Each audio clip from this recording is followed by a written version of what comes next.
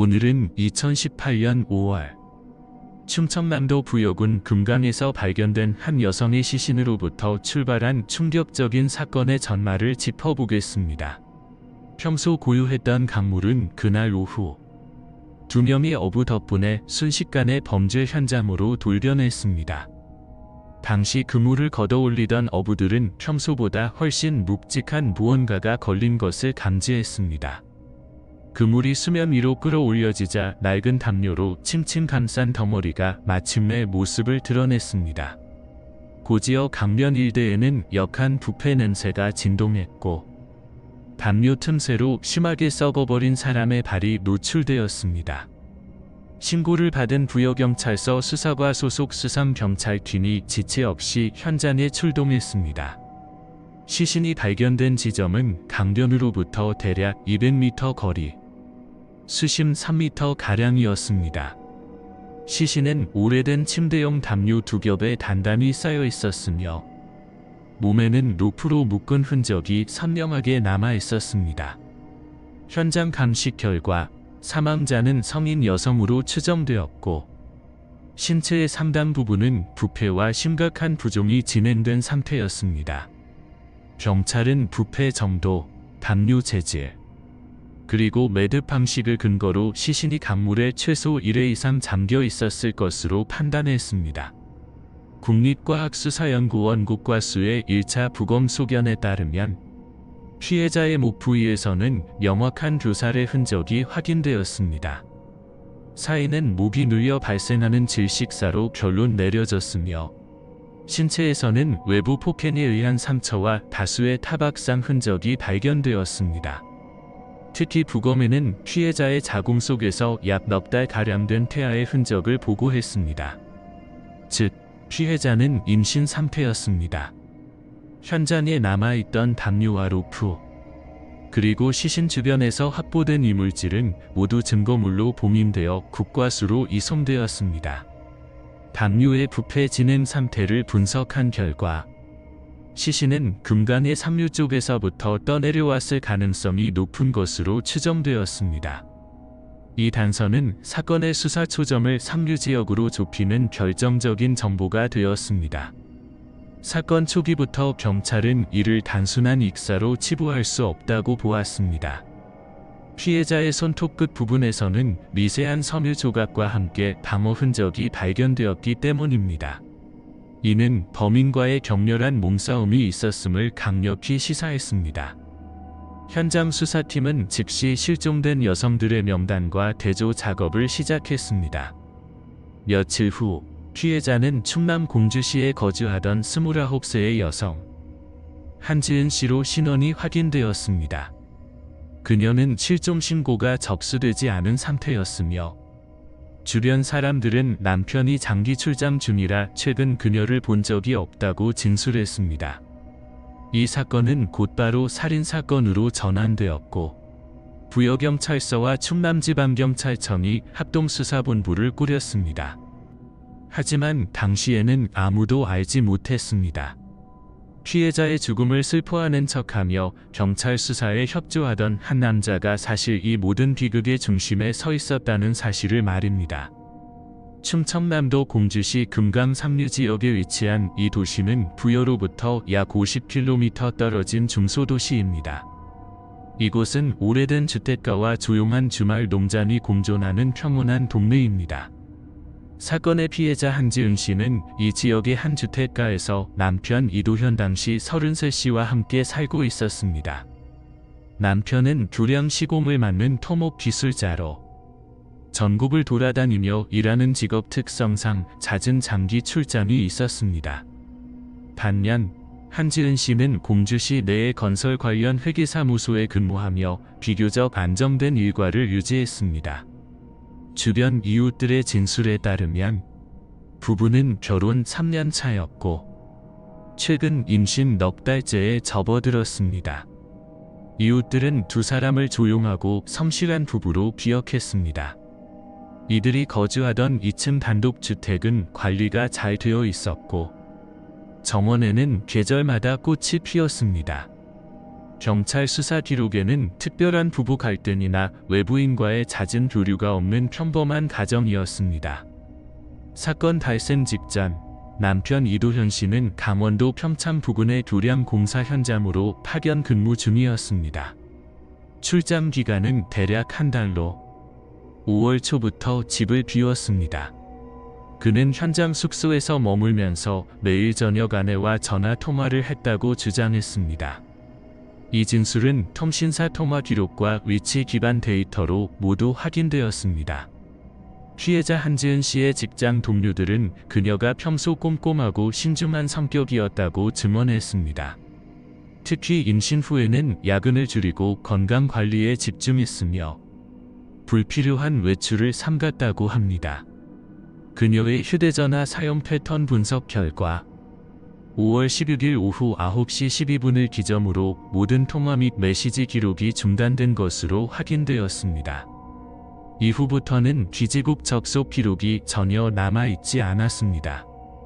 이 시간대는 부검 결과에서 추정된 사망 시각과 거의 일치합니다. 수사팀은 한지은 씨의 생활 동선과 인간관계를 중심으로 초기 프로파일링을 진행했습니다. 가족, 직장 동료, 금융, 통신 기록, 주변 인물 등 총 30명의 관련자가 조사 대상에 올랐습니다. 그중 경찰의 이목을 끈 인물은 남편의 대학 동기이자 절친으로 알려진 박성우 당시 34씨였습니다. 박성우 씨는 공주시 인근에서 기계 부품 납품업을 운영하고 있었으며 피해자 부부와 약 10년 동안 교류를 이어왔습니다. 경찰 기록에 따르면 그는 부부와 함께 식사를 하거나 명절 인사를 주고받는 등 매우 가까운 관계를 유지했습니다. 특히 남편 이도현 씨가 출장을 떠날 때마다 집을 잠깐 봐주거나 택배를 받아주고 간단한 정비를 도와주었던 것으로 파악되었습니다. 실제로 피해자의 집 열쇠 예비분 중 하나가 박성우 씨에게 맡겨져 있었음이 확인되었습니다. 사건 직후 진행된 참고인 조사에서 그는 경찰에 자발적으로 출석하여 최근 피해자를 본 적이 없다고 진술했습니다. 당시 그는 슬리퍼 차림으로 나타나 피곤한 기색을 보였으며 인터뷰 태도는 비교적 침착했다고 기록되어 있습니다. 경찰은 그의 협조적인 태도와 피해자 가족과의 관계를 고려하여 초기에는 참고인 신분으로 분류했습니다. 그러나 이후 진행된 디지털 포렌식 과정에서 그의 이름이 다시 수면 위로 떠올랐습니다. 피해자 휴대전화의 백업 데이터에서 박성우 씨의 번호로 걸려간 부재중 통화 기록이 5월 16일 밤에 2차례 남아 있었기 때문입니다. 통화 시간은 오후 9시 18분과 9시 42분이었으며 두 통화 모두 연결되지는 않았습니다. 이 시간대는 피해자의 통신 기록이 끊기기 직전이었습니다. 이 정보는 당시에는 단순한 우연으로 취급되었습니다. 수사팀이 오히려 금전 관계나 전 연인 관계에 더 집중하고 있었기 때문입니다. 하지만 후에 밝혀진 사건의 전체 구조 속에서 이 통화 시점과 열쇠의 존재는 결정적인 의미를 갖게 됩니다. 한지은 씨의 사회적 관계 분석 결과 그녀는 사적인 친분이 적었으며 대부분의 연락은 남편 또는 직장 동료 중심으로 이루어졌습니다. 이는 범인이 피해자에게 개인적인 접근 권한을 갖고 있었을 가능성을 시사했습니다. 범죄심리분석팀은 가정 내부 접근이 가능한 인물을 주요 검토 대상으로 제시했습니다. 이 시점까지의 조사 기록만으로는 박성우 씨는 그저 단순한 협조자일 뿐이었습니다. 그는 피해자의 남편과 가장 가까운 친구였고 주변 사람들에게 신뢰받는 인물이었습니다. 그러나 그 신뢰가 바로 사건의 핵심 열쇠이자 비극의 시작점이었으며 곧 치명적인 허점이 됩니다. 2018년 5월 중순 공주시의 한 조용한 주택가에서 이상한 징후가 감지되기 시작했습니다. 피해자 한지은 씨가 5월 15일을 마지막으로 직장에 출근하지 않았습니다.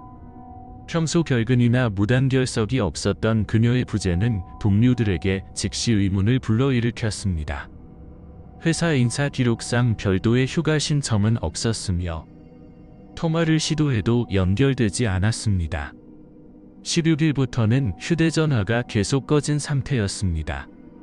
이후 주민의 진술에 따르면 5월 16일 밤부터 피해자의 집에서는 불이 계속 켜져 있었으나 다음날 오전까지도 집안에서는 인기척이 없었습니다.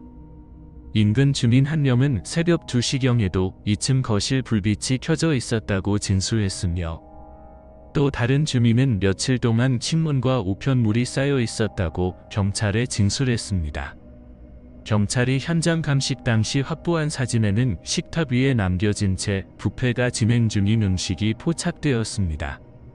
식기에는 젓가락이 걸쳐 있었고 국물 그릇에는 아직 미처 식지 않은 흔적이 남아 있었습니다. 이 정황은 피해자가 식사 도중 급하게 자리를 떴거나 예상치 못한 상황이 발생했음을 강력히 시사했습니다. 또한 냉장고 문 일부가 반쯤 열린 상태였고 주방의 조리도구가 제자리에 놓여 있지 않았습니다. 가정 내부에서는 별다른 침입 흔적이 없었습니다. 출입문과 창문 모두 잠금 상태였으며 외부로부터의 강제 침입 흔적은 확인되지 않았습니다. 이로 인해 경찰은 범인이 피해자의 신뢰를 얻은 인물 혹은 피해자가 문을 자발적으로 열어준 인물일 가능성이 매우 높다고 판단했습니다. 수사 기록에 따르면 피해자의 마지막 행적은 5월 16일 오후 8시 40분경 인근 편의점에서 포착되었습니다. 그녀는 우유와 과일, 그리고 비타민제를 구입한 뒤 귀가한 것으로 확인되었습니다. 영상에서는 특별한 이상 징후나 뒤따르는 인물은 포착되지 않았습니다. 그러나 이후 9시 이후의 모든 행적은 기록에서 사라졌습니다. 남편 이도현 씨의 진술과 통신 기록을 대조한 결과 부부는 그날 밤 9시 12분에 마지막 통화를 했습니다. 통화 시간은 4분 26초였으며 그가 현장 숙소에서 전화를 걸었고 대화 내용 중 특별한 이상 신호는 없었다고 기록되어 있습니다. 통화가 종료된 직후부터 피해자의 휴대전화 신호는 갑자기 끊겼습니다. 기지국 접속 이력은 9시 15분을 마지막으로 완전히 중단되었습니다. 이 시각 이후 피해자 자택 주변의 방범 카메라는 외부인의 출입 모습을 전혀 포착하지 못했습니다. 그러나 경찰은 추후 분석 과정에서 9시 30분경 주택가 골목을 지나간 은색 차량 한 대를 확인했습니다. 차량의 번호판은 희미하여 식별이 어려웠지만 차종은 현대 투싼 구형 모델로 판명되었습니다. 해당 차량의 이동 경로는 추적되었으나 이후 도심 구간에서 자취를 감추었습니다. 실종 신고는 접수되지 않았습니다. 피해자의 부모는 충북 제천에 거주하고 있었는데 5월 20일까지 딸과 연락이 닿지 않자 단순히 남편 출장 기간 동안 친정에 머무는 줄로만 알았다고 진술했습니다. 직장 동료들 역시 비슷하게 판단했기에 초기 대응은 전혀 이루어지지 못했습니다. 경찰이 사건에 본격적으로 개입한 시점은 5월 23일. 금강에서 시신이 발견된 바로 그날이었습니다. 당시 현장 감식팀은 피해자의 사망 시점을 5월 16일에서 17일 사이로 특정했습니다. 사망 추정 시각은 오후 9시부터 자정 사이였습니다. 이는 마지막 통화 기록과 정확히 일치했습니다. 피해자의 신체 상태와 부검 결과 사망 이전에 격렬한 몸싸움의 흔적이 있었던 것으로 확인되었습니다. 양손 손톱 밑에서는 미세한 피부 조직과 흔적이 채취되었습니다. 조사 과정에서 경찰은 이 시점의 통신 내역과 자료를 집중적으로 검토했습니다. 5월 16일 9시 18분 피해자의 휴대전화에는 박성호 명의번호로 두 차례 부재 중 전화가 기록되어 있었습니다. 통화 시도 후 20여 분이 지난 9시 42분 다시 한번 동일한 번호로 전화가 걸렸으나 연결되지 않았습니다. 이후 통신 기록은 완전히 끊겼습니다. 당시 이 정보는 별다른 의심을 받지 않았습니다. 박성우 씨가 남편의 친구이자 평소 부부와 친분이 두터운 인물이었기 때문입니다. 경찰은 이를 단순한 연락 시도로 간주하고 넘어갔습니다. 그러나 이 마지막 통화 기록은 사건의 진상을 규명하는 핵심 열쇠로 남게 됩니다.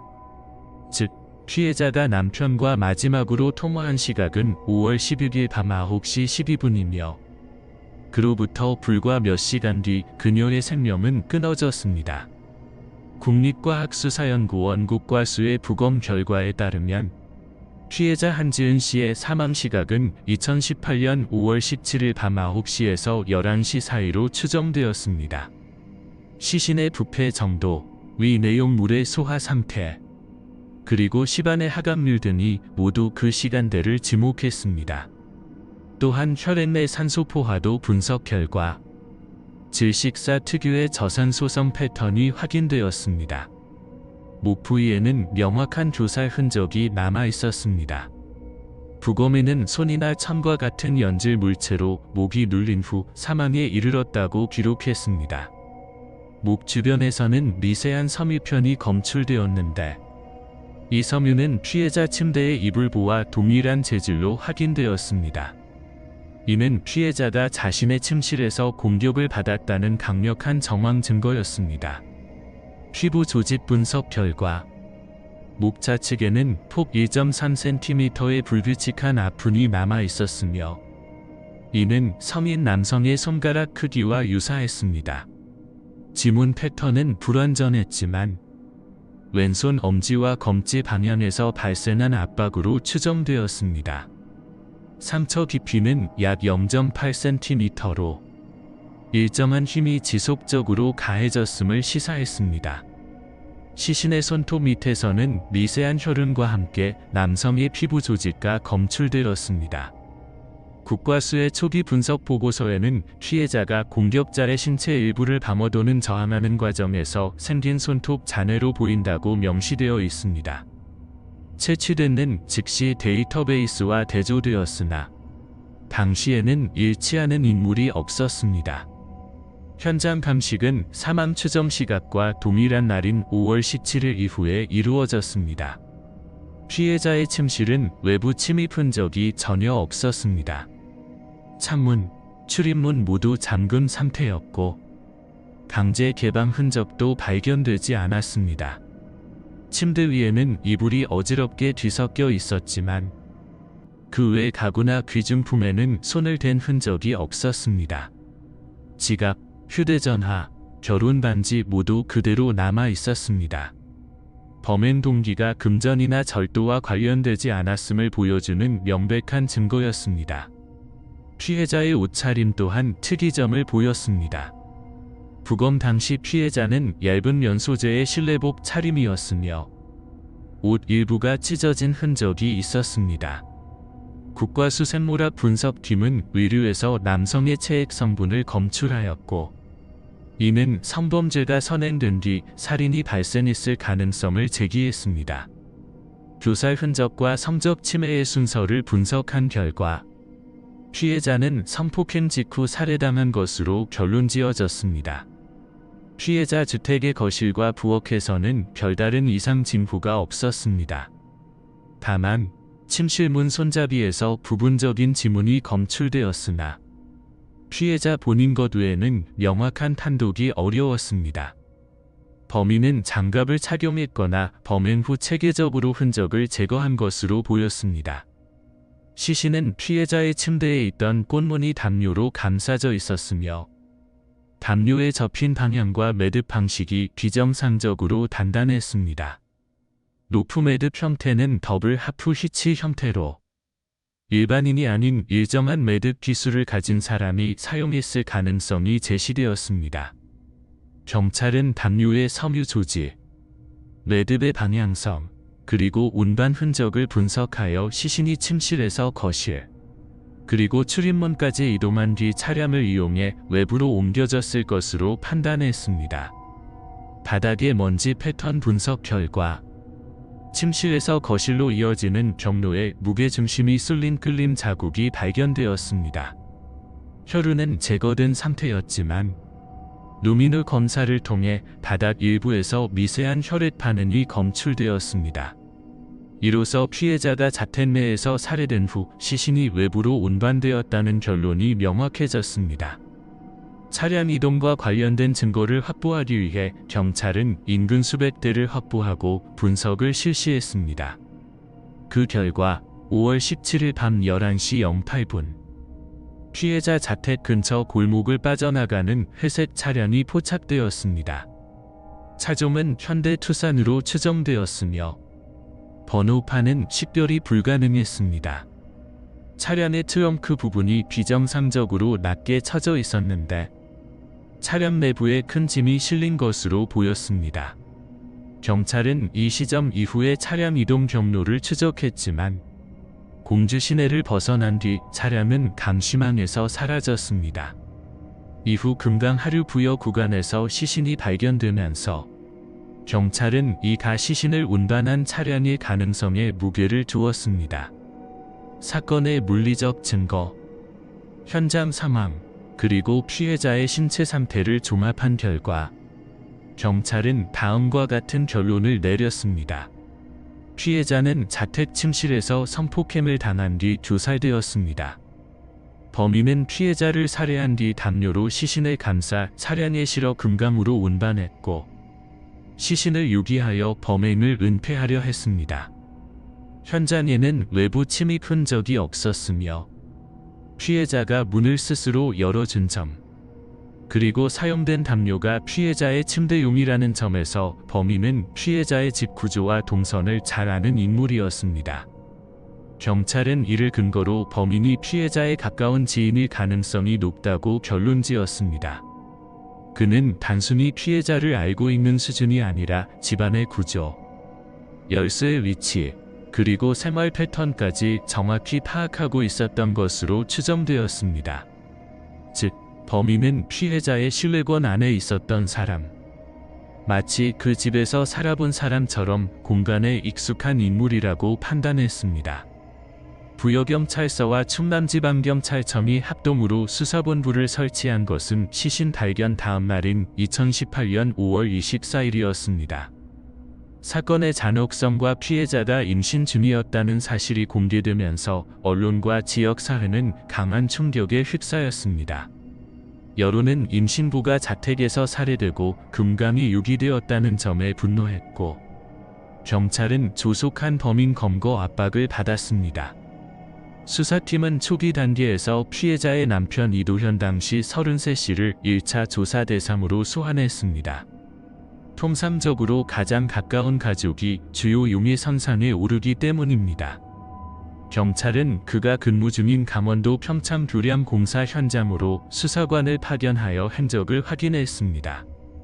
현장 감독과 근로자 12명의 진술, 회사 출퇴근 기록, 숙소 출입 카드, 그리고 이동 경로 모두 동일한 결과를 보여주었습니다.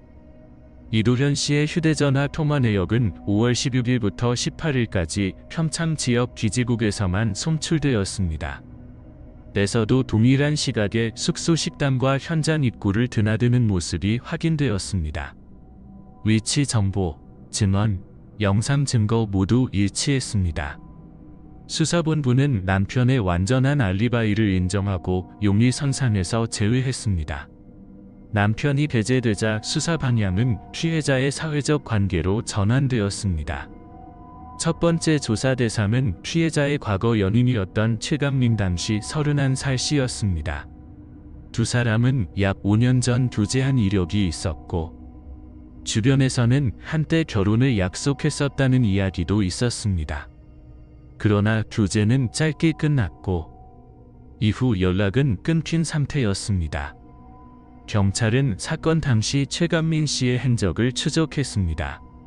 휴대전화 위치 기록에 따르면 그는 5월 15일부터 제주도 서귀포 지역에 머무르고 있었으며 항공권 예약 내역과 숙박 기록도 일치했습니다. 동임자 2명의 증언과 분석 결과 사건이 발생한 시각에 그는 제주 시내의 숙소에 체류 중이었습니다. 국립과학수사연구원 국과수의 대조 결과에서도 현장 시류와 불일치 판정이 나오면서 그는 즉시 용의선상에서 제외되었습니다. 두 번째 조사 방향은 피해자와 금전 관계에 얽힌 인물 정대호 당시 30씨에게로 향했습니다. 그는 기계 부품 납품을 운영하는 소상공인으로 피해자의 남편과 사업상 거래 관계를 유지하고 있었습니다. 수사 기록에 따르면 그는 6달 전 사업 확장을 위해 피해자 부부에게 2천만 원을 빌렸으며 상환 기일을 넘긴 후 연락을 피하고 있었습니다. 피해자 한지은 씨 휴대전화에서 복구된 문자 내역에는 5월 초부터 정대호 씨에게 여러 차례 상환을 독촉하는 내용이 남아 있었습니다. 법적 조치를 고려하겠다는 문구가 포함되어 있었는데 이는 두 사람 간의 갈등이 심화되고 있음을 보여주는 단서였습니다. 경찰은 금전 문제로 인한 충돌이 범행 동기로 이어졌을 가능성을 검토했습니다. 정대호 씨는 5월 28일 참고인 신분으로 소환되어 조사를 받았습니다. 그는 피해자와의 갈등 사실은 인정했지만 사건 당일 밤에는 가족과 함께 있었다고 진술했습니다.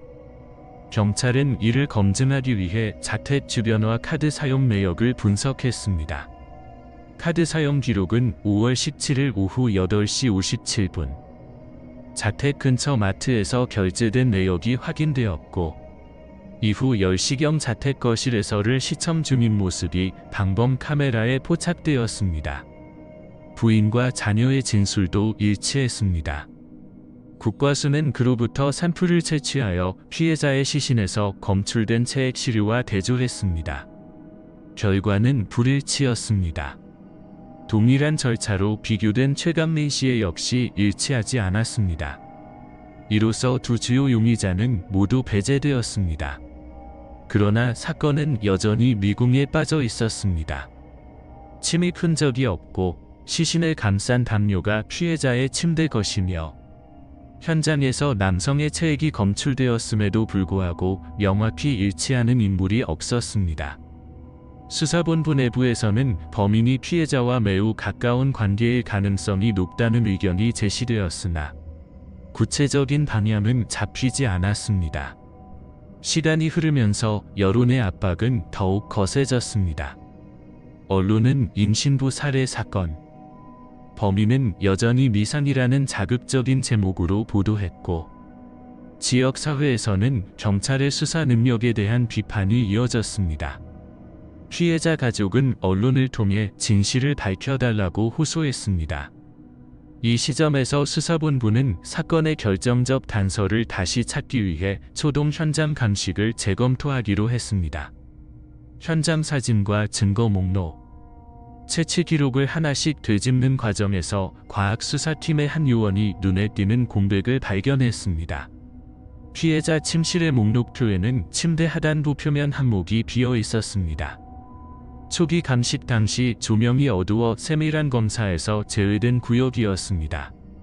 단 한 줄의 공백. 그러나 그 빈칸이 사건의 방향을 완전히 뒤바꿀 열쇠가 될 것이었습니다. 2018년 6월 초 부여경찰서 과학수사대는 사건 현장에 대한 2차 정밀 감식을 결정했습니다. 초동 감식 과정에서 일부 구역의 기록이 누락된 사실이 확인되었기 때문입니다. 이번 감식에는 국립과학수사연구원 소속 법과학 분석관 3명과 현장 요원 6명이 투입되었습니다. 작업은 6월 2일 오전 9시부터 시작되었으며 피해자의 주택은 외부인 출입이 금지된 상태로 완전히 봉쇄되었습니다. 현장 재감식은 침실을 중심으로 이루어졌습니다. 감식팀은 자외선과 형광 탐지 장비를 이용해 바닥, 벽면, 가구 표면 등 모든 구역을 정밀 조사했습니다. 일반 조명에서는 보이지 않는 흔적, 혈흔, 섬유, 잔여물 등을 탐지하기 위해 365나노미터 파장의 자외선 램프가 사용되었습니다. 감식은 바닥 1제곱센티미터 단위로 구역을 나누어 단계적으로 진행되었습니다. 오전 10시 37분 한 요원이 침대 하단부의 좌측 구석에서 미세한 현관 반응을 확인했습니다. 육안으로는 식별이 어려웠으나 자외선 조사 시 희미한 첨백색 현관이 나타났습니다. 표면 시료를 채취한 결과 점액성 단백질의 흔적이 검출되었으며 이는 사람의 체액과 일치했습니다. 분석관은 해당 시료를 의심체액 시료 17번으로 분류하고 증거 봉투에 봉인했습니다. 시료의 상태는 부분 건조 상태로 장시간 경과 후에도 표면 일부가 단백질 견섬을 유지하고 있었습니다. 현장 기록에 따르면 시료는 침대 프레임 하단 목재 부위에 부착되어 있었으며 접촉 면적은 약 3.4제곱센티미터였습니다. 해당 위치는 평상시 청소로 접근하기 어려운 구역으로 초기 감식에서 누락된 것으로 확인되었습니다. 감식팀은 현장에서 추가로 루미노 검사를 실시했으나 주변에서는 추가 반응이 나타나지 않았습니다. 따라서 시료 17번은 독립적인 체액 잔존물로 간주되었습니다. 증거물은 즉시 냉장 보관 상태로 서울국립과학수사연구원 생물학 분석실로 이송되었습니다. 분석에는 추출, 증포, 프로파일링 절차가 적용되었습니다. 결과가 나오기까지는 약 48시간이 소요될 것으로 예상되었습니다. 경찰은 동시에 비교 대상을 확대하기로 했습니다. 지금까지 확보된 시료는 남편 이도현, 전 연인 최강민, 금전 관계자 정대호 3명에 한정되어 있었습니다. 하지만 시신에서 검출된 체액이 이들과 일치하지 않았기 때문에 수사본부는 피해자와 접촉했을 가능성이 있는 모든 남성 수십 명에 대한 채취를 승인했습니다. 대상자 명단에는 가족, 직장 동료, 거래처 관계자, 이웃, 그리고 남편의 지인들이 포함되었습니다. 경찰은 이를 비교 및 배제용 대조군 확보라는 명목으로 진행했으며 피해자 특정보다는 범위 축소를 위한 절차라고 설명했습니다. 채취는 법적 절차에 따라 동의서 작성 후 구강 산피세포를 면봉으로 채취하는 방식으로 이루어졌습니다. 확보 작업은 6월 3일부터 6월 6일까지 나흘간 진행되었습니다.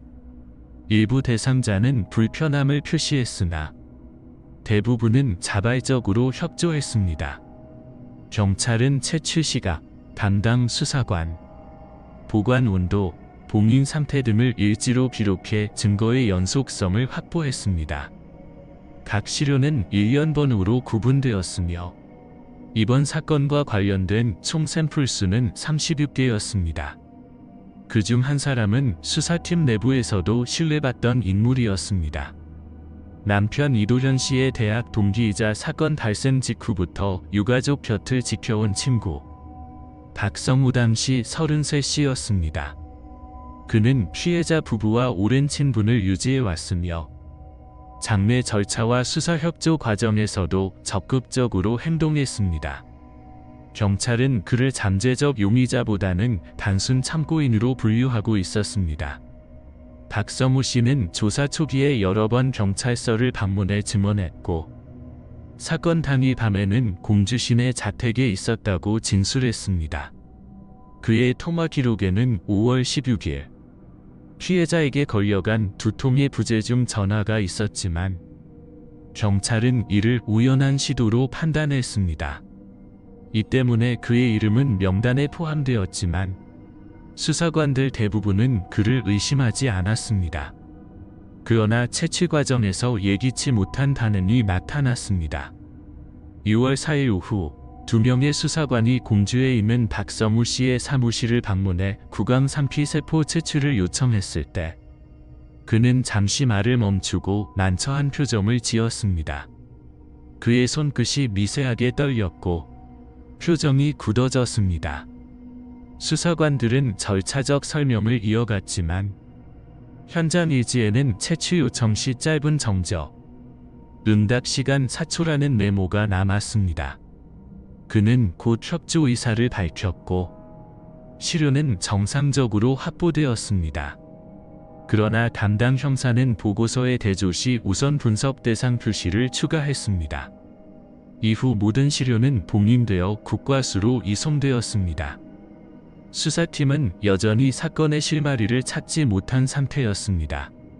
하지만 그들이 재담식 과정에서 발견한 시료, 즉 침대 밑에 미세한 체액 흔적은 곧 사건의 방향을 완전히 바꿔놓을 결정적 증거가 될 예정이었습니다. 그리고 그 시료의 목록 중 한 이름이 모든 수사관이 가장 안심하던 인물이었습니다.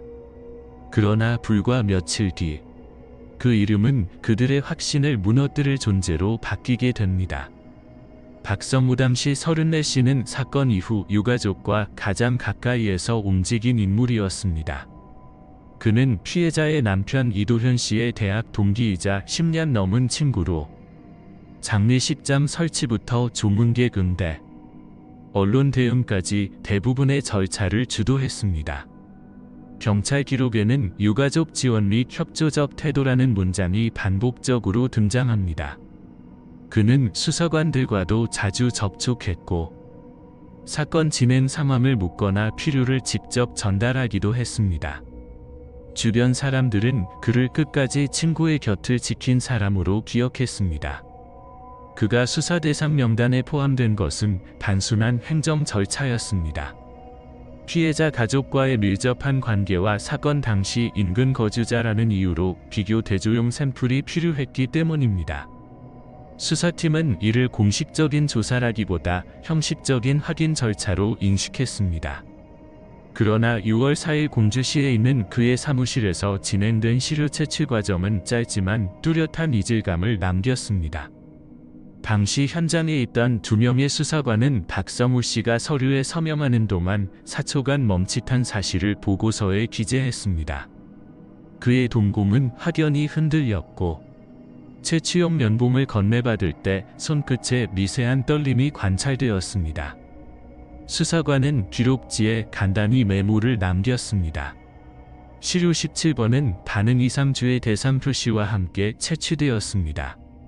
그의 시료는 대조군 시료로 분류되어 다른 35개의 샘플과 함께 국립과학수사연구 원국과수 생물학 분석실로 이송되었습니다. 분석 항목은 프로파일링 유전자 반복 서열 비교 방식이었으며 각각의 시료는 15개의 유전 저위를 기준으로 비교 검증되었습니다. 6월 5일 국과수에 도착한 시료들은 냉장 상태로 보관되었고 즉시 추출 과정에 들어갔습니다. 분석관들은 먼저 침대 하단에서 발견된 체액 시료 현장 증거 17번에서 핵을 분리한 후 증폭 과정을 거쳐 프로파일을 확보했습니다. 해당 프로파일은 남성 귀원 시료로 명확히 판정되었습니다. 이후 확보된 36개의 비교 시료가 순차적으로 대조 대상에 올랐습니다. 수사본부는 결과를 기다리며 이틀간의 정적 속에 놓였습니다. 범인이 잡히지 않은 채 시간이 흐르자 언론 보도는 더욱 자극적으로 변했고 경찰이 결정적 증거를 찾았다는 추측성 기사들이 확산되었습니다.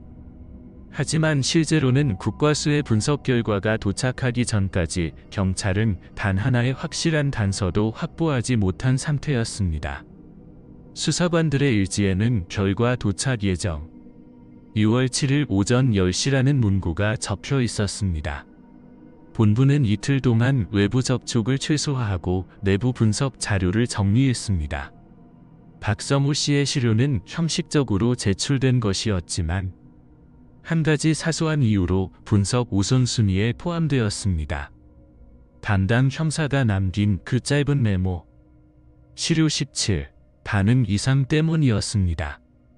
그 사이에도 박성우 씨는 사건과 관련된 활동을 이어가고 있었습니다.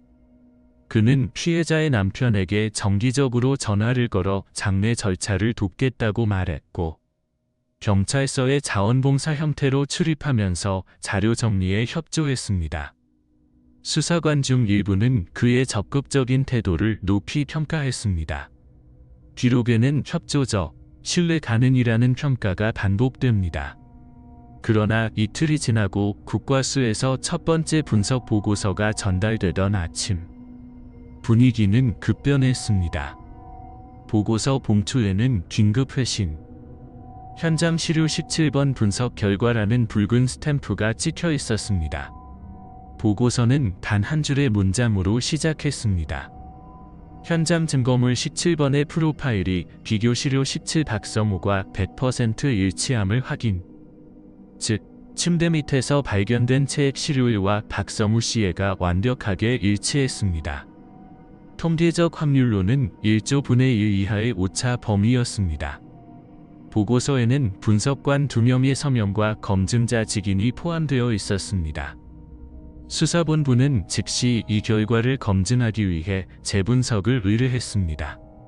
두 번째 분석 결과 또한 동일한 결론을 내렸습니다. 그제서야 형사들은 처음으로 가능성을 인식했습니다. 지금까지 누구도 의심하지 않았던 인물. 피해자의 장례를 주도하고 남편의 곁을 지켜온 그 남자. 그가 현장에서 검출된 주인이었습니다. 사건 발생 이후 22일간 이어진 모든 가설과 가정이 한순간에 무너졌습니다. 수사 기록은 냉정하게 기록했습니다. 박성우 피해자와의 생물학적 접촉 확인, 시료 17일치 분석 결과 확정. 그 순간부터 경찰의 시선은 완전히 바뀌었습니다. 그를 더 이상 도와주는 친구로 분류할 수 없었습니다. 이제 그는 사건의 중심으로 옮겨져야 할 대상이었습니다. 그리고 그날 모든 가정과 전제가 붕괴했습니다. 국립과학수사연구원의 감정 결과가 전달된 직후 수사본부는 긴급 대응 체제로 전환되었습니다. 보고서에 명시된 내용은 명확했습니다.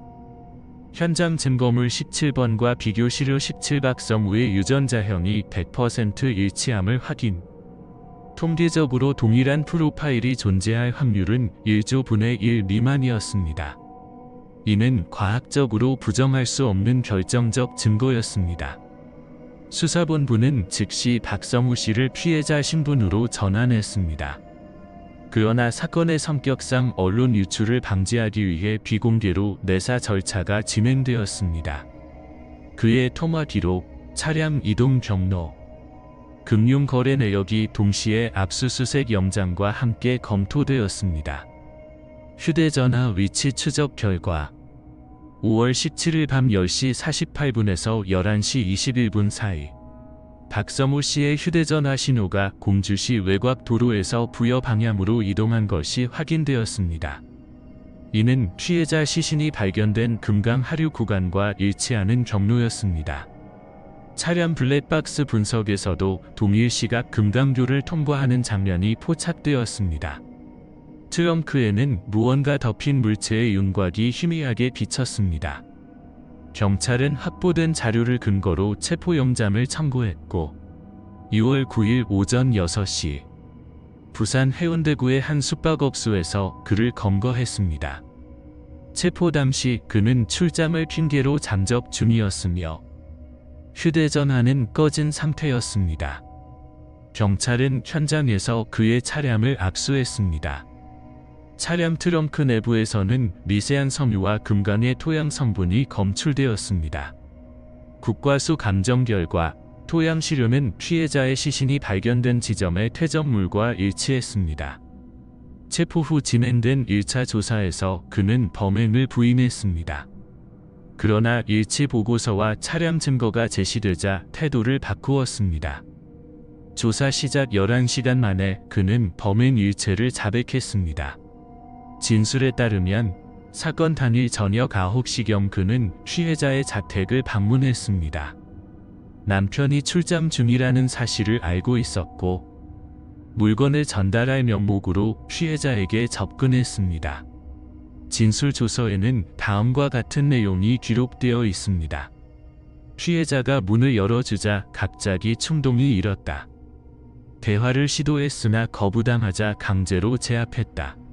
저항하는 과정에서 성폭행을 시도했고 피해자가 소리를 지르자 손으로 목을 눌렀다. 의학적 감정 결과 피해자는 성폭행 직후 질식사했습니다. 사망에 이르기까지 약 2분에서 3분간의 강한 압박이 있었던 것으로 추정됩니다. 박서무 씨는 범행 직후 시신을 담요로 감싸 루프로 고정한 뒤 자신의 차량에 실었습니다. 이후 금강 하류부여 구간까지 약 1시간 동안 운전하여 다리하단 인근에서 시신을 유기했습니다. 진술에 따르면 시신을 유기한 시간은 5월 18일 새벽 0시 10분경이었습니다.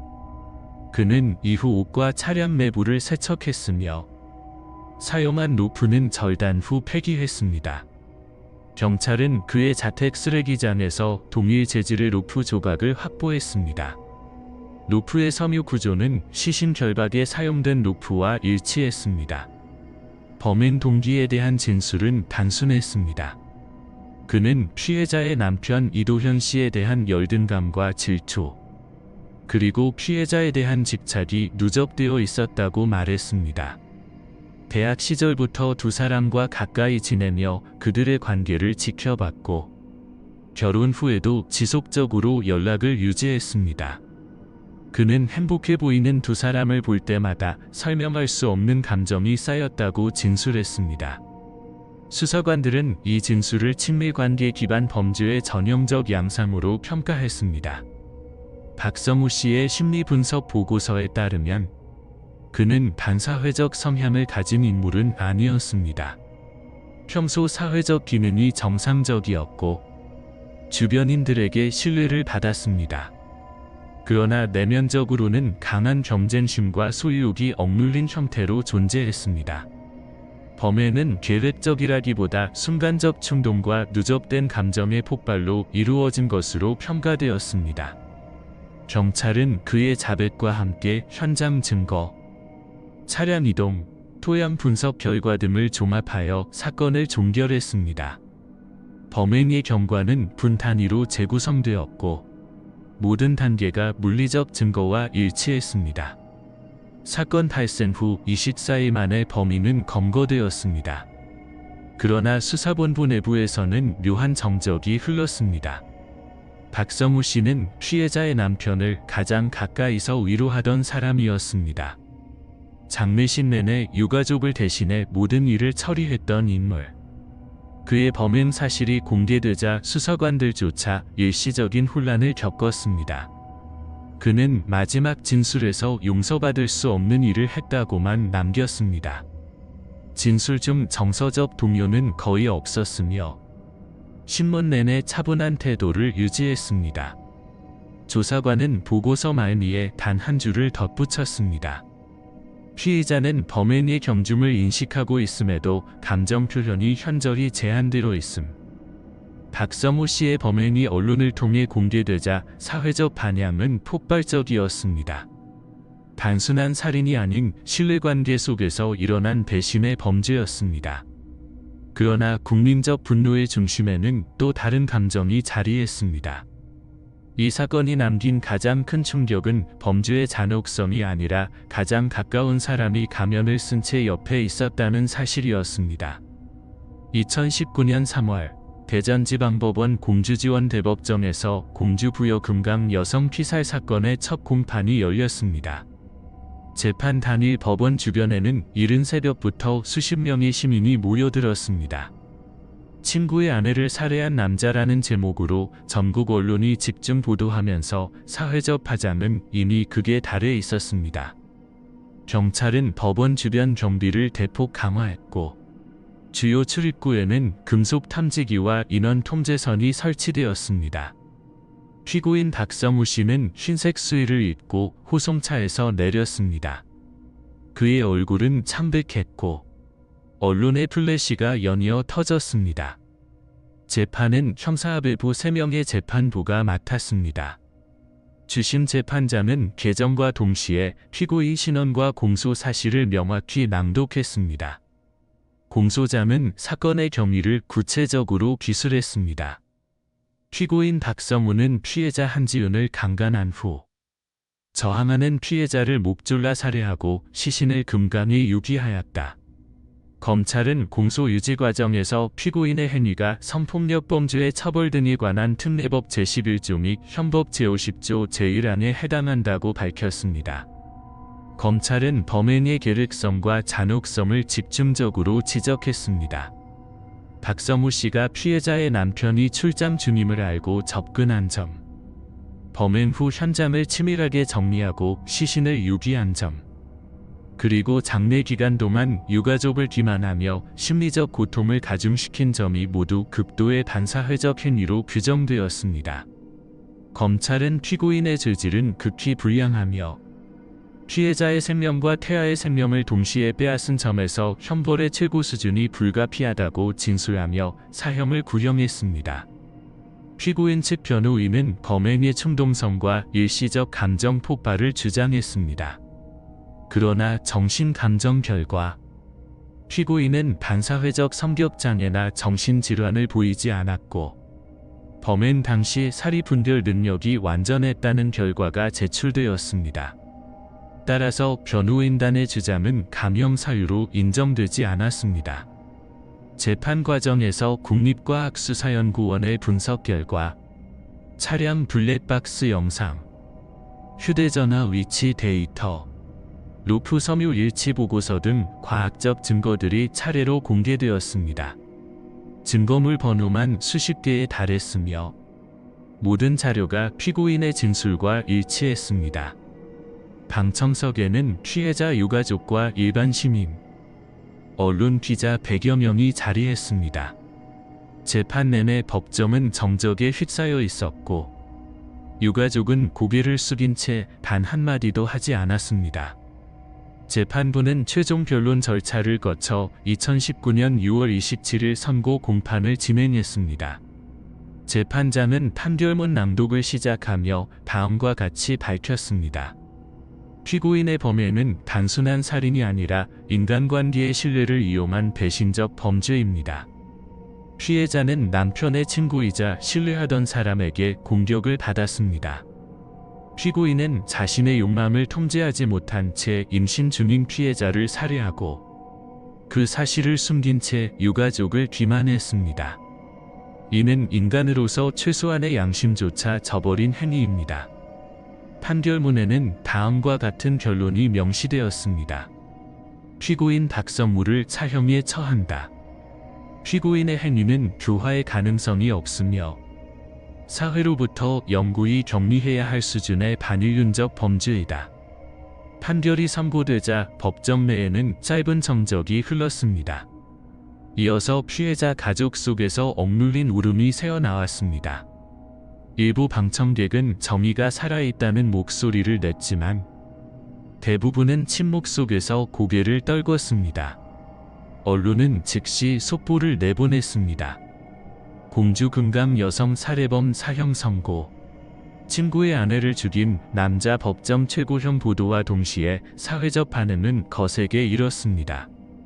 전국 주요 포털의 실시간 검색어에는 박서무 친구의 아내 살인 사형 선고가 하루 종일 상위권을 차지했습니다. 여론은 분노와 허무함이 교차했습니다. 심리학자들은 이번 사건을 신뢰를 기반으로 한 관계적 범죄의 전형이라 분석했습니다. 평범한 인간관계 속에서 가장 안전하다고 믿었던 신뢰가 범죄의 통로로 변한 것입니다. 이 사건은 한국 사회에서 가까운 사람에 의한 범죄에 대한 경각심을 불러일으켰습니다. 사형 선고 후 피고인은 항소하지 않았습니다. 판결은 그대로 확정되었습니다. 법원 기록에는 마지막으로 남겨진 한 문장이 있었습니다. 피고인은 선고 직후 담담한 표정으로 고개를 숙였다. 어떠한 감정 표현도 보이지 않았다. 하지만 재판이 끝났음에도 진정한 끝은 오지 않았습니다. 법은 정의를 실현했지만 피해자의 남편 이도현 씨에게 그 판결은 어떤 의미도 없었습니다. 그는 아내를 잃었고 아이를 잃었으며 믿음을 잃었습니다. 그리고 그에게 남겨진 것은 오직 하나였습니다. 평생 지워지지 않을 배심의 기억. 사형 선고가 내려진 그날, 피해자의 남편 이도현 씨는 법정에서 단 한마디도 하지 않았습니다. 그는 방청석 맨 앞줄에 앉아 있었고 손에는 아내 한지은 씨의 영정사진을 꼭 쥐고 있었습니다. 재판이 끝나고 모든 사람들이 자리를 떠난 후에도 그는 한참 동안 그 자리에 앉아 있었습니다. 기록에 따르면 그는 재판이 끝난 후 약 15분간 움직이지 않았으며 법정 경위의 안내에 따라 조용히 퇴정했습니다. 그 후 그는 공주를 떠났습니다. 피해자 부부가 함께 살던 2층 주택은 그대로 남겨졌고 그것은 이제 아무도 살지 않는 채 폐쇄된 상태가 되었습니다. 하지만 주변 주민들의 증언에 따르면 사건 이후에도 그 집의 2층 창문에는 종종 희미한 불빛이 켜져 있었습니다. 밤이 깊어지면 그 불빛은 오랫동안 꺼지지 않았다고 합니다. 이도현 씨는 이후 주소지를 이전했고 직장 역시 그만두었습니다. 경찰이 작성한 피해자 유가족 관리 보고서에는 이도현 심리적 충격으로 인해 사회활동 중단, 연락 두절 상태라는 문구가 남아 있습니다. 그는 정신과 치료를 권유받았으나 어떠한 상담이나 지원 프로그램에도 참여하지 않았습니다. 2020년 이후 그의 흔적은 거의 사라졌습니다. 가족이나 지인조차 그의 근황을 모른다고 진술했습니다. 사건 이후 단 한 번도 언론의 모습을 드러내지 않았고 단 한 번의 인터뷰도 허락하지 않았습니다. 피해자의 유품은 대부분 경찰 증거 보관소를 통해 반환되었지만 그는 이를 수령하지 않았습니다. 모든 물품은 아직도 법적 보관 기간에 따라 보존 중입니다. 공주 지역 주민들은 그를 조용한 남자로 기억했습니다. 사건 전에는 인사를 잘하던 이웃이었지만 그 이후는 완전히 모습을 감췄습니다. 다만 몇몇 주민들은 한 달에 한두 번 늦은 밤 그 집 근처에서 낯선 그림자를 본 적이 있다고 말했습니다. 정확한 신원은 확인되지 않았지만 사람들은 그가 여전히 그 집을 찾아오는 것이라고 믿었습니다. 경찰은 공식적으로 사건을 종결했지만 내부적으로는 이 사건을 관계 기반 범죄의 대표적 사례로 분류하여 교육 자료로 남겼습니다. 수사 기록 206조, 증거물 47점, 분석 보고서 19건. 모든 자료는 보관되어 있으며 재발 방지를 위한 연구 사례로 활용되고 있습니다. 그가 떠난 집은 여전히 같은 형태로 남아 있었습니다. 외벽의 흰 페인트는 빗물에 달했고 정원의 잡초는 자라났습니다. 하지만 2층 방 창문에는 여전히 작은 스탠드 조명이 있었습니다. 전기 사용량은 극히 미미했지만 검침 기록에 따르면 매달 일정한 시기에 그 조명이 잠시 켜졌습니다. 그 불빛은 공주 주민들에게 오랫동안 이야기로 남았습니다. 사건을 알고 있는 사람들은 그것을 이도현 씨가 남긴 흔적이라고 불렀습니다. 경찰은 몇 차례 확인을 시도했지만 해당 기간에는 실제 출입 기록이 없었습니다. 방범 카메라에도 어떠한 인물도 포착되지 않았습니다. 그럼에도 불구하고 그 집의 불빛은 몇 년이 지나도 사라지지 않았습니다. 시간이 흘러도 누군가가 여전히 그곳에 전등을 켜고 있는 듯 했습니다. 사건으로부터 5년이 지난 2023년, 공주시는 그 주택을 철거 예정 건물 목록에 포함시켰습니다. 그러나 이도현 씨의 가족은 서류상 여전히 그 집의 명의자였고 철거 동의서에 서명하지 않았습니다. 시 당국은 이후 행정 절차를 중단했습니다. 그는 사라졌지만 그 집은 남았습니다. 그리고 그 창문 속의 불빛은 여전히 꺼지지 않은 채 남아 있었습니다. 그것은 누군가의 의도적 행동이었을 수도 있고 단순한 잔류 전력의 착시였을 수도 있습니다. 하지만 그 사실을 아는 사람들 대부분은 그렇게 생각하지 않았습니다. 그들은 말했다. 그 불빛은 아직도 그가 돌아오길 기다리는 신호 같았다. 사건의 기록은 냉정하게 다퉜지만 인간의 기억은 그렇게 단순하지 않았습니다. 신뢰가 무너지고 진실이 드러난 뒤에도 남는 것은 오직 흔적뿐이었습니다. 그리고 그 흔적의 형태는 누군가에게는 한 줄의 상처였고 누군가에게는 꺼지지 않는 불빛이었습니다. 그 불빛은 지금도 공주의 어느 조용한 골목에서 희미하게 깜빡이고 있습니다. 사람들은 그것을 한지은 씨 집의 등불이라 부릅니다. 그 불빛은 모든 것을 잃은 한 남자가 마지막으로 지키고 싶었던 유일한 신호였습니다. 그것은 배신으로 무너진 세상 속에서도 단 한 번도 꺼지지 않은 신뢰의 잔광이었습니다. 공주부여 금강 여성 살해 사건 이후 한국 사회는 새로운 형태의 불안을 경험했습니다. 사건은 단순한 강력 범죄로 끝나지 않았습니다. 그것은 신뢰관계 속에서 발생한 가장 가까운 사람에 의한 살인이었습니다. 전문가들은 이를 친밀 기반 범죄의 대표적 사례로 규정하며 사회심리적 파급력을 분석했습니다. 대검찰청 범죄 분석 보고서에 따르면 전체 살인 사건 중 약 30%가 지인간 범행으로 분류됩니다. 하지만 이번 사건이 특히 충격적이었던 이유는 가해자가 피해자 남편의 절친이자 신뢰받던 인물이었기 때문입니다. 그는 경찰 수사에 협조했고 장례식에서 유가족을 대신해 조문객을 맞이했습니다. 그가 흘린 눈물조차 위선이었다는 사실이 드러나자 사회는 동정과 신뢰의 의미 자체를 의심하게 되었습니다. 언론은 이 사건을 공감의 탈을 쓴 악이라고 보도했습니다. 여러 심리학자들은 박성우 씨의 행위를 위장된 감정 공감으로 해석했습니다. 한국심리학범죄행동위원회 보고서는 다음과 같이 기술되어 있습니다. 피고인은 타인의 고통에 반응하는 듯 보였으나 이는 내면의 죄책감을 감추기 위한 방어적 감정 조절 메커니즘이었다. 그는 공감의 형태를 빌려 사회적 신뢰를 회복하려 했으나 그 공감은 타인을 속이기 위한 위장 행동이었다. 이른바 공감형 가면 범죄자 현상은 이후 범죄학 연구의 주요 주제로 떠올랐습니다. 이는 범죄자가 사회적 정상성의 외피를 유지한 채 내면의 일탈을 숨기는 행태를 의미합니다. 박성우 씨의 사례는 그 전형으로 기록되었습니다. 그는 정상적인 사회생활을 유지하며 주변의 신뢰를 얻었고 범행 이후에도 완벽하게 일상으로 복귀했습니다. 전문가들은 이를 도덕적 공백의 징후로 해석했습니다. 한편 이 사건은 형사법 제도의 한계에 대한 논의도 불러왔습니다.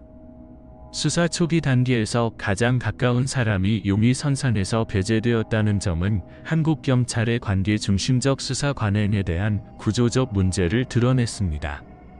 내부 보고서에는 다음과 같은 문장이 남았습니다. 피해자와 피해자의 사회적 관계가 가까울수록 수사 초기 단계에서 배제되는 경향이 있다. 이는 인간적 신뢰가 과학적 검증을 대체한 사례로 평가된다. 사건이 남긴 또 하나의 질문은 신뢰의 본질이었습니다. 인간 사회는 신뢰를 기반으로 유지됩니다. 친구, 가족, 동료, 배우자 등 관계의 모든 축은 신뢰라는 비가시적 구조 위에 서 있습니다.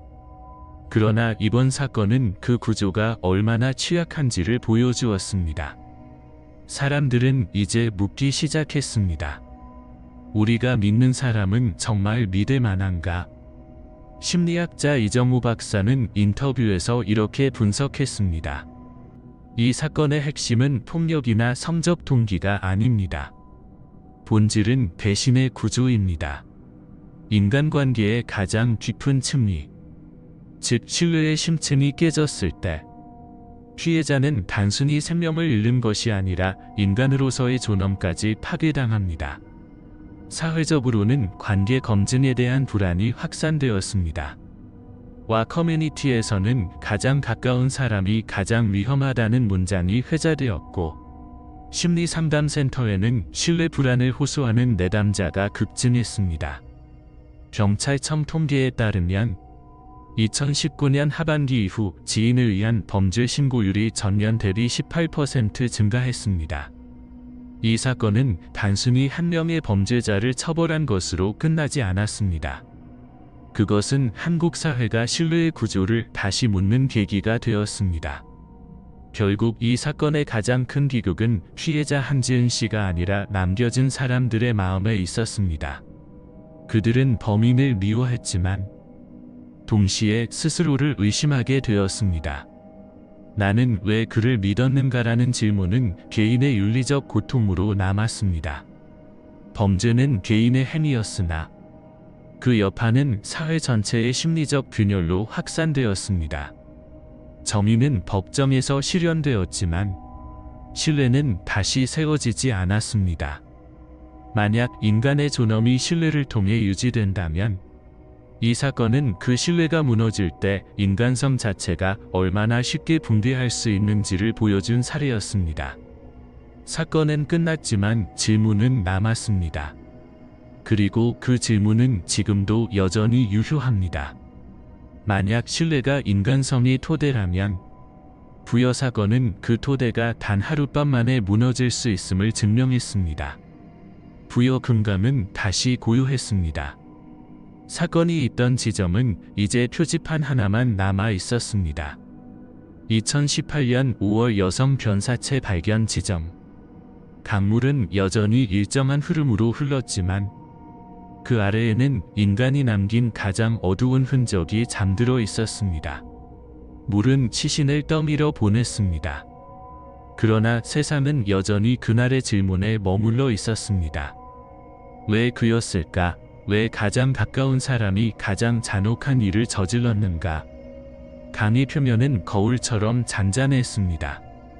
마치 아무 일도 없었던 듯 하늘과 구름을 반사했습니다. 그러나 그 잔잔함 아래에는 씻을 수 없는 진실이 가라앉아 있었습니다. 시간이 지나도 공주의 작은 2층 집은 여전히 그 자리에 있었습니다. 사람들은 그 집의 창문에서 새어나오는 불빛을 기억했습니다. 누군가는 그것을 미신이라 말했고 누군가는 신호라 말했습니다. 그러나 경찰 기록에는 단 한 줄의 문장만 남아 있었습니다. 확인 불가. 전기 공급 지속 중. 그 불빛은 누구도 해석하지 못한 채 남았습니다. 누군가의 기억이었을 수도, 누군가의 죄책감이었을 수도 있었습니다. 혹은 단순히 꺼지지 않은 신뢰의 잔관이었을지도 모릅니다. 금강의 물결이 흘러가는 동안 사건의 기록은 박물관의 서랍 속으로 들어갔습니다. 하지만 기록이 사라졌다고 해서 질문까지 사라진 것은 아니었습니다. 그 질문은 여전히 부여의 강가에서 그리고 인간의 마음속 어딘가에서 떠돌고 있었습니다. 물은 시신을 삼켰지만 신뢰의 상처는 삼키지 못했습니다. 사람들은 여전히 그 사건을 떠올릴 때마다 불빛과 강물, 그리고 그날의 이름을 함께 떠올렸습니다.